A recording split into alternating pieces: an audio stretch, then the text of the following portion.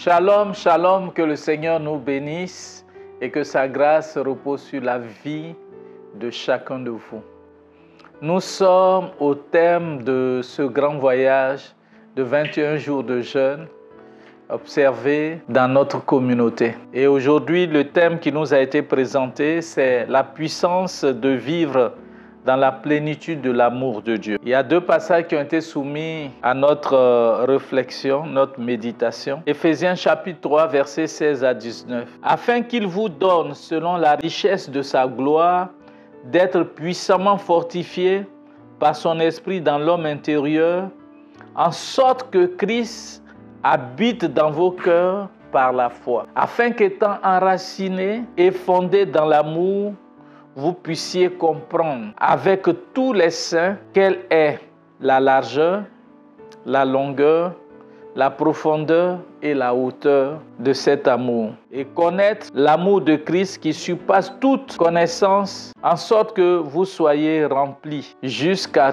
toute la plénitude de Dieu. Le deuxième passage, je vous donne un commandement nouveau. Aimez-vous les uns les autres comme je vous ai aimé. Vous aussi, aimez-vous les uns les autres. À ceci, tous connaîtront que vous êtes mes disciples, si vous avez de l'amour les uns pour les autres. Alléluia. À travers ces passages, il est important pour nous de saisir trois choses. La première chose, c'est comprendre l'amour incommensurable, l'amour de Dieu. Bien-aimés frères, nous n'aurons pas suffisamment de temps pour aller en profondeur de l'amour que Dieu a manifesté pour l'humanité. Pour cela, il a donné ce qu'il avait de plus cher. La Bible dit que pendant que nous étions encore pécheurs, dit Romains, Christ est mort pour nous. Et tout ça pour que nous soyons sauvés. Un amour vraiment manifesté.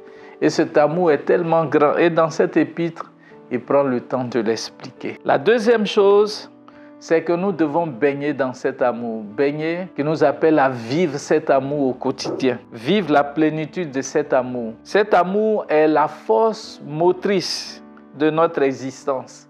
L'amour de Christ et de Dieu est un amour infini et irrésistible. Il nous tend la main et nous ne pouvons pas résister lorsque nous arrivons à comprendre et à saisir la profondeur de cet amour et de ce que Christ a fait comme sacrifice pour cela. Et si nous vivons cela, nous avons compris cela, il est important pour nous de manifester cela, de traduire cela, de vivre cela et de communiquer cela autour de nous. C'est ces trois choses, ces trois dimensions qui étaient importantes pour nous de comprendre. Et dans la dernière où nous devons manifester, traduire et vivre cela, je voudrais souligner deux points. Le premier point, vivre l'amour par rapport à nous-mêmes. Nous libérer de toute culpabilité que l'ennemi voulait mettre sur nous, afin que nous ne puissions pas voir cet amour qui a été manifesté en Christ pour nous. Vivre l'amour dans notre maison, dans notre foyer, autour de nous, à la maison. Et l'amour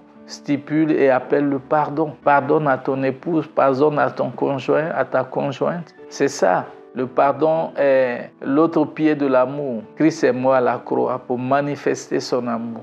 Nous aussi, nous devons manifester cet amour en parlant de Christ aux autres, en leur montrant l'amour de Dieu et en faisant du bien autour de nous. Parce que la Bible dit que l'amour de Dieu a été répandu dans nos cœurs par le Saint-Esprit. Romains chapitre 5, verset 5. Donc cet amour doit être agissant, il ne doit pas être statique, il doit se démontrer, il doit se vivre, il doit se déployer, que les gens puissent voir Christ, l'amour de Dieu, à travers notre vie. Et Matthieu 5, 16 dit, afin que Dieu soit glorifié quand les gens vont voir nos bonnes œuvres se manifester. Bien-aimés frères et sœurs, je veux t'encourager à ce dernier jour de jeûne, que tu puisses manifester cet amour. Tu puisses comprendre la profondeur de cet amour, tu puisses vivre cet amour en aimant ton frère et ta sœur avec lesquels tu es dans l'église. Parce que c'est le seul signe à travers lequel on saura que tu es un véritable disciple de Christ. Tu l'as connu et tu es à l'image, parce que le disciple, c'est celui qui est à l'image. Donc tu ne peux pas dire que tu aimes Dieu, tu le chéris et tout cela, et que tu n'aimes pas ton frère, tu n'es pas prêt à lui pardonner. C'est pour ça qu'à travers ce moment de jeûne, ça soit un moment de réflexion pour toi et de méditation. à qui tu n'as pas pardonné? Quelles sont les choses que tu as retenues comme ton conjoint, pour lesquelles tu n'es pas prêt à laisser? Tu n'es pas prêt à passer à la prochaine étape. Oh, peut-être tu réclames que Dieu te visite, que Dieu fasse de grandes choses, de grands miracles dans ta vie, ou bien même qu'il t'utilise à faire de grands miracles. Dieu est d'abord intéressé par ton être intérieur. C'est pour ça qu'on a parlé de l'année de l'esprit et de la plénitude. Il va commencer à transformer ton intérieur et alors l'extérieur va le manifester. Que le Seigneur nous bénisse et qu'il nous apporte une vie de grâce et de pardon, d'amour véritable autour de nous. Nous avons fini le parcours et que Dieu soit avec vous.